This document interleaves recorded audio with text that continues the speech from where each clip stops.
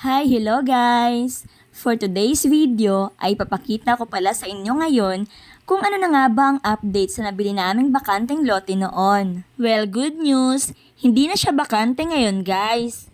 Napuno na din siya ng mga panambak na lupa sa wakas. Nakailang linggo din na nagpabalik-balik ang asawa ko sa paghahakot ng mga panambak. And finally, heto na siya ngayon guys, malapit na din matapos. Actually guys, ang purpose talaga sana nitong lote kung bakit binili namin siya ay para pagparkingan lang ng aming multicab at motor. Kaya lang, medyo umangal na ako sa gastos. Dahil talagang naubos na ang naipon naming pera nang dahil sa lote na to. Kaya sabi ko sa asawa ko, ilubos-lubusin na niya. Palagyan na din niya ng atip, yung pawid lang para presko ang simoy ng hangin. Tapos, pa-flooringan na din kamo niya yung kalahating part para mailipat din dito ang aming bilyaran since okay pa naman yung bilyaran namin guys.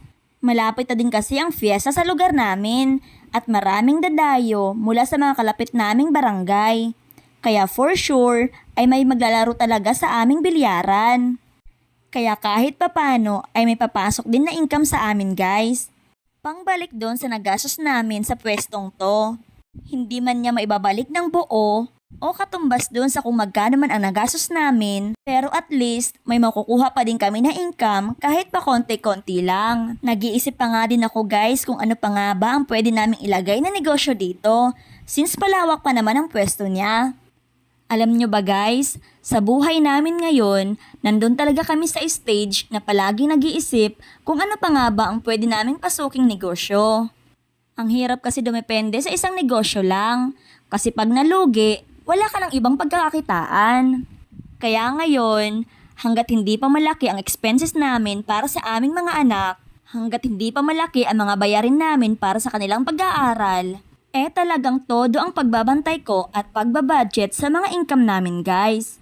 Palagi talaga kami nag-iipon at kung may sapat na halaga, ay sinusubok namin to sa kung ano pa ang pwede naming inegosyo. Ika nga, try and try lang hanggang sa maging successful din tayo.